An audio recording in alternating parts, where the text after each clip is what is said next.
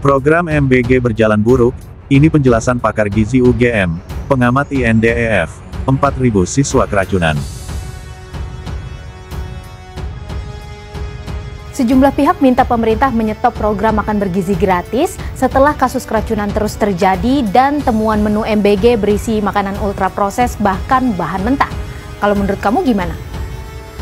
Soalnya takut jadi trauma, kasihan kalau anak keracunan mah. Nggak boleh sekarang, takut.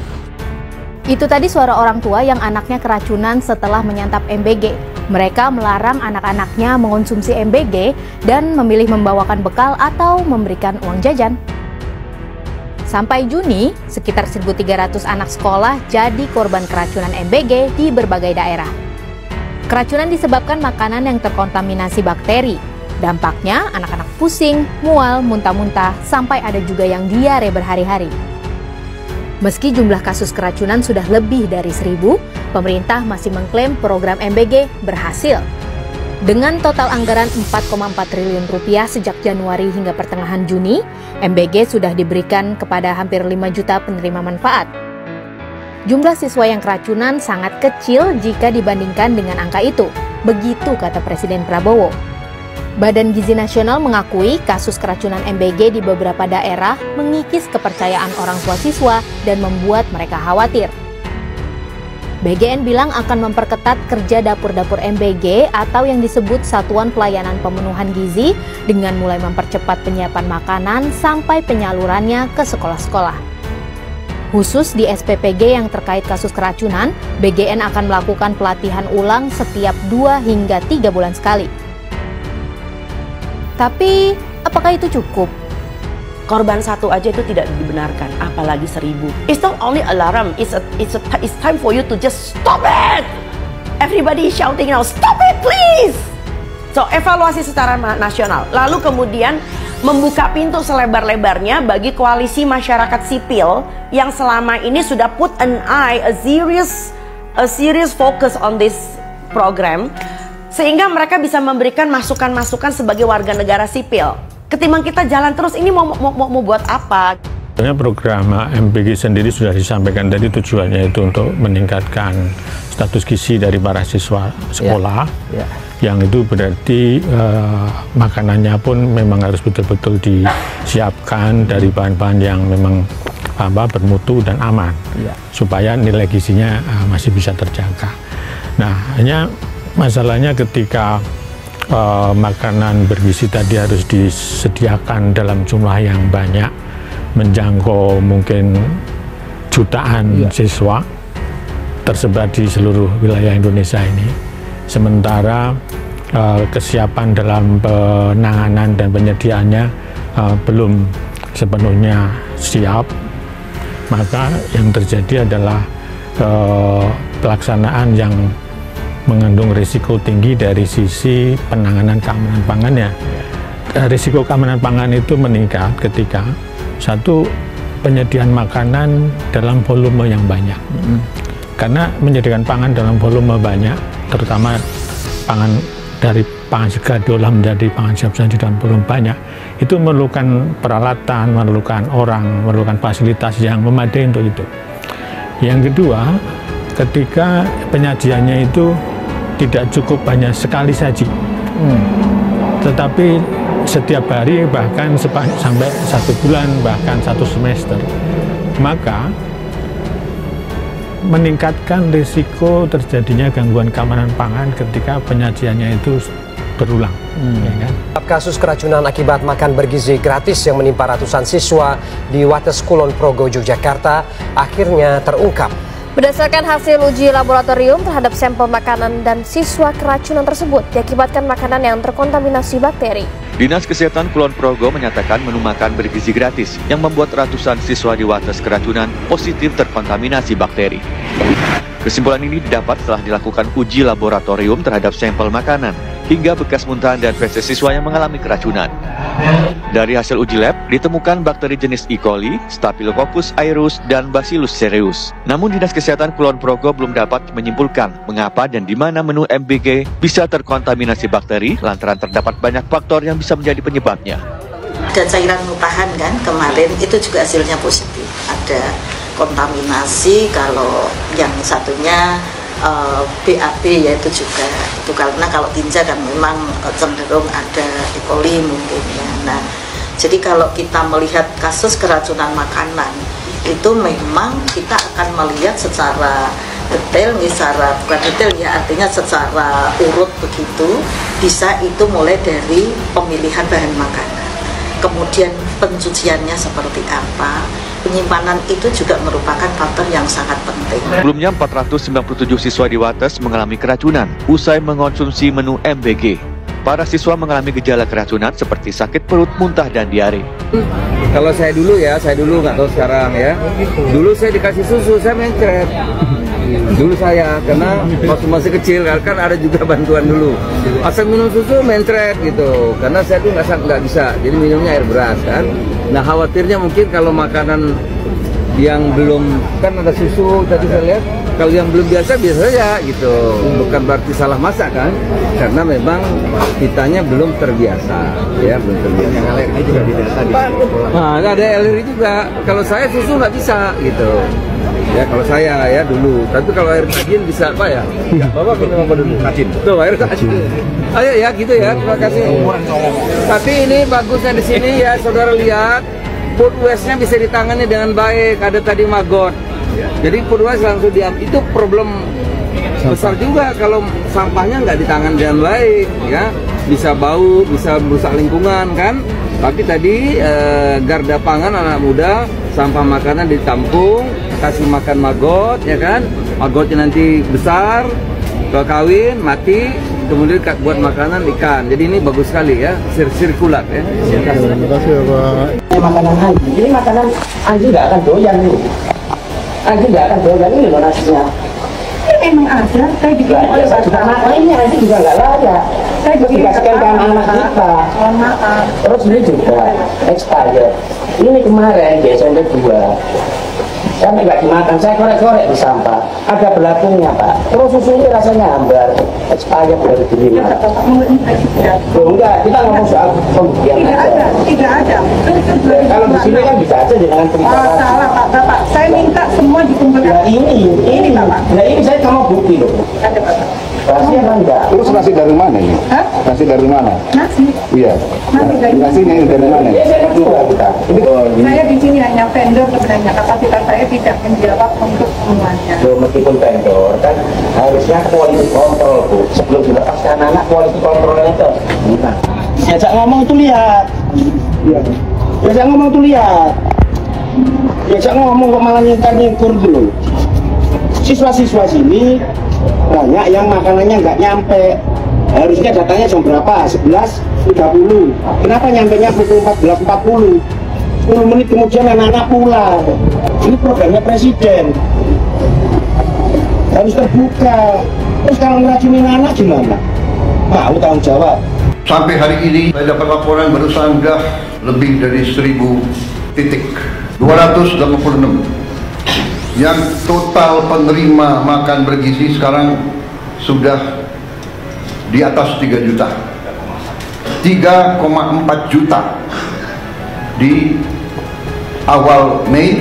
Hari ini memang ada yang keracunan. Yang keracunan sampai hari ini dari 3, sekian juta, kalau tidak salah di bawah 200 orang. Yang nginep, yang rawat inap hanya 5 orang. Jadi bisa dikatakan yang keracunan atau yang nggak perutnya nggak enak sejumlah 200 orang itu 200 dari 3, sekian juta, kalau tidak salah adalah 0,005. Berarti keberhasilannya adalah 99,99%. Di mana ada usaha, ya, usaha manusia, di mana di bidang pekerjaan apapun, kalau 9,99% keberhasilan, oke dong.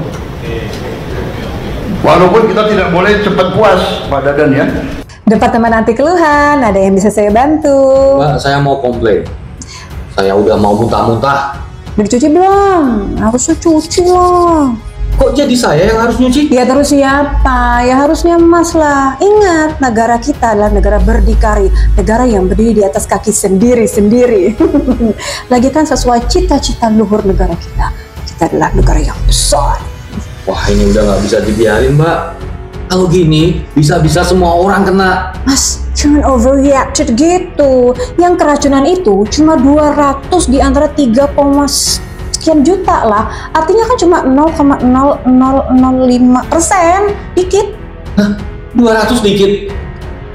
Mana masih bisa mungkin nambah? Mas, ini tinggal dibalik aja logikanya. Ini bukan keracunan, ini hanya lupa cuci tangan. Cuci tangan, Mbak? Iya, cuci tangan dari masalah. Ini kan saya lagi ngomongin si Polan itu. Bau badannya minta ampun. Kalau dia masih dibolehin naik angkot, bisa-bisa semua orang pingsan. Dah, Nenek.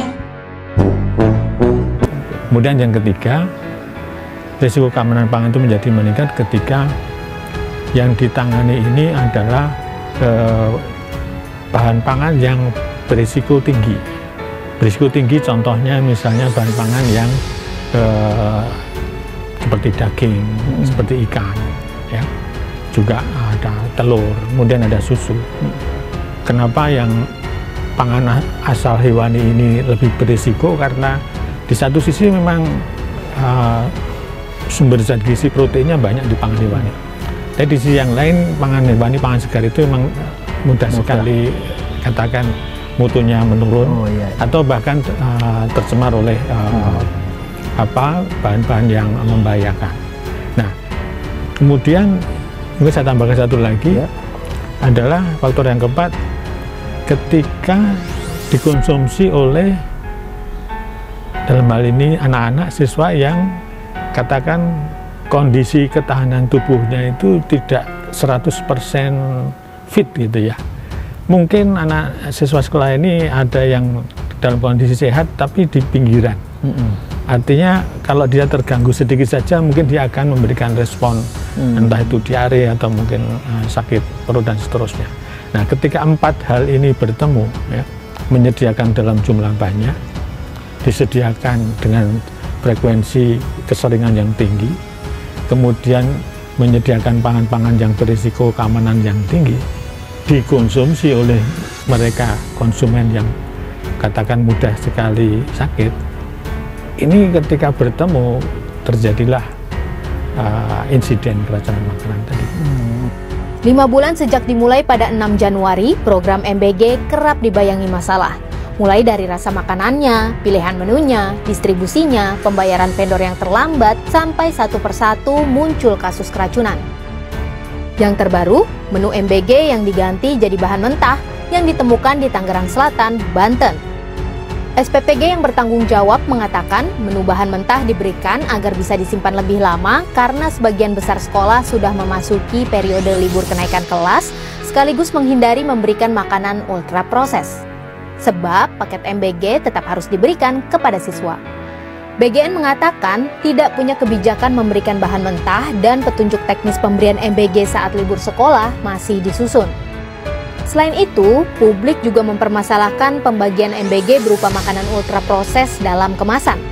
Itu juga viral beberapa waktu lalu dan ditemukannya di Tangerang Selatan juga. Namun, untuk pembagian MBG berupa biskuit dan minuman sereal ini, Dinas Pendidikan setempat bilang skema pendistribusian MBG seperti itu pernah dilakukan saat Ramadan.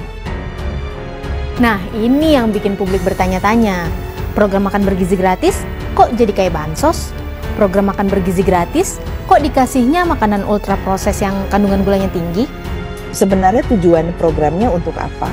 Berulang kali timbul masalah yang urusannya ultra processed food, soal sekarang dikasih bahan mentah, angka kecukupan gizi, angka kalorinya saja tidak memenuhi kalau dilihat dari menu yang diberikan, ada yang basi, ada yang keracunan. Dan kalau misalnya memang untuk gizi, maka pengawasannya harus sesuai dengan standar-standar yang dibutuhkan untuk kecukupan gizi. Kalau misalnya memang mau diberhentikan, tidak diberhentikan hanya karena desakan, tapi diberhentikan berdasarkan kajian ilmiah. harus dilihat dulu masukannya, harus ada langkah-langkah yang dikerjakan kalau mau dihentikan. Banyak pihak menilai program sebesar ini memang kurang persiapan, kurang kajian ilmiah sebelum dimulai. Gak heran banyak ahli yang khawatir.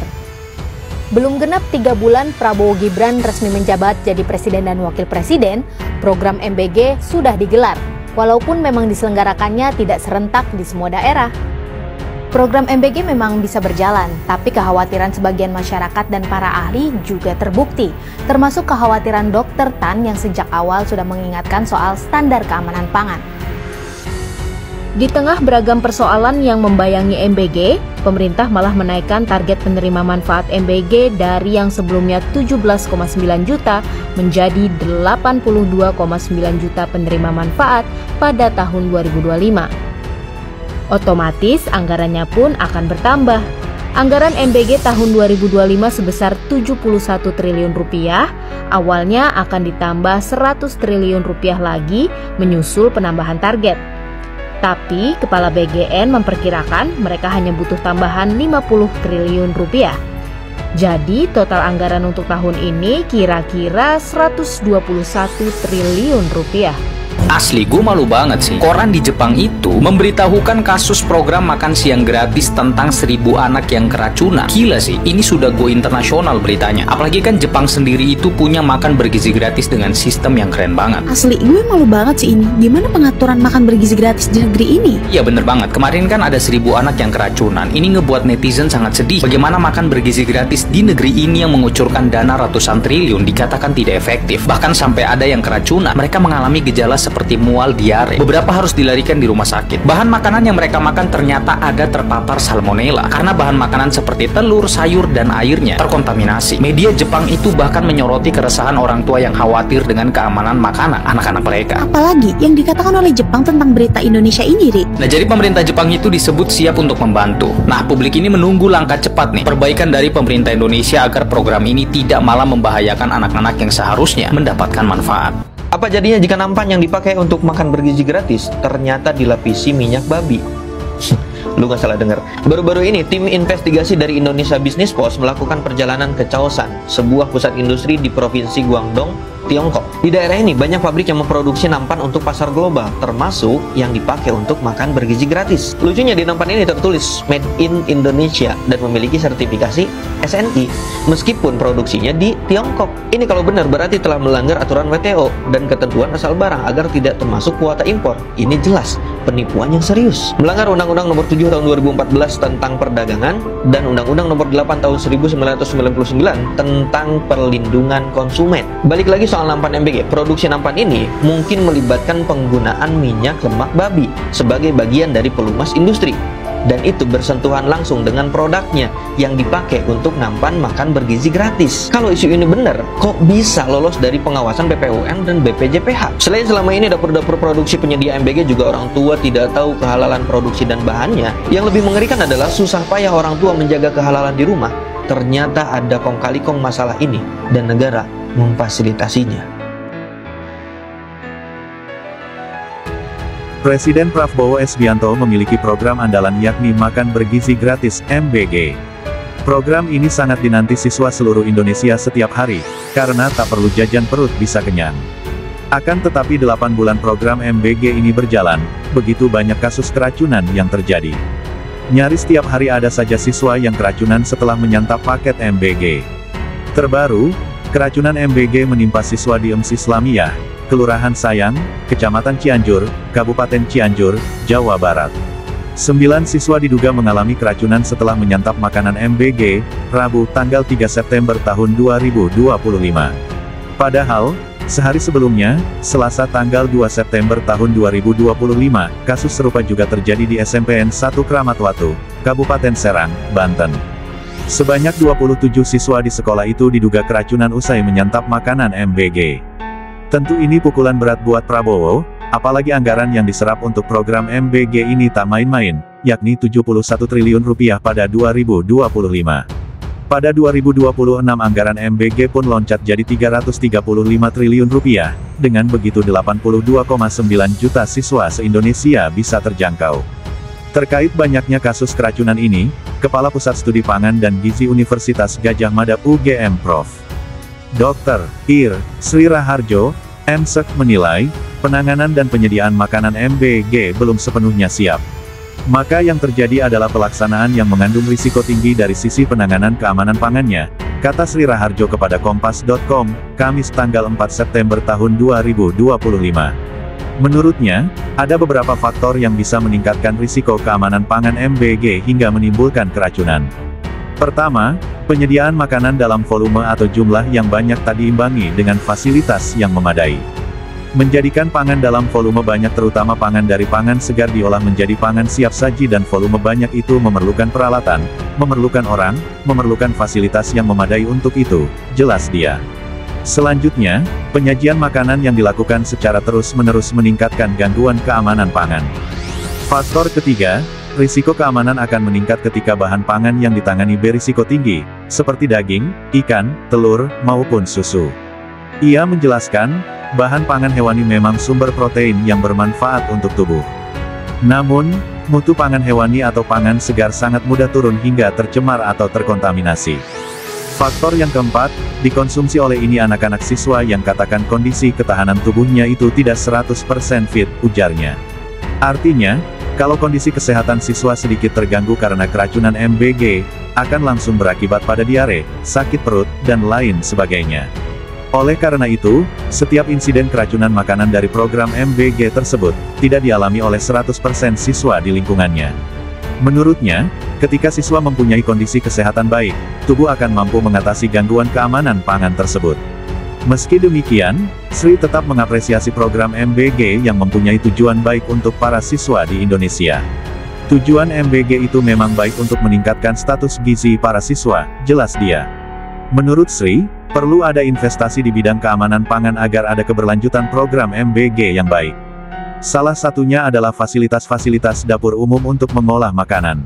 Maka tetap harus bisa dipelihara. Berarti kan juga akan ada biaya untuk pemeliharaan penjagaan, bukan sekali dibangun kemudian selesai, tutur Sri. Ia juga menekankan pentingnya investasi dalam bidang sumber daya manusia, SDM, yang menangani program tersebut.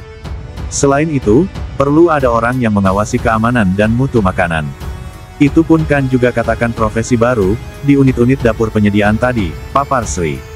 Dengan begitu, pemerintah perlu menganggarkan pelatihan dan gaji yang diberikan kepada pengawas keamanan dan mutu makanan.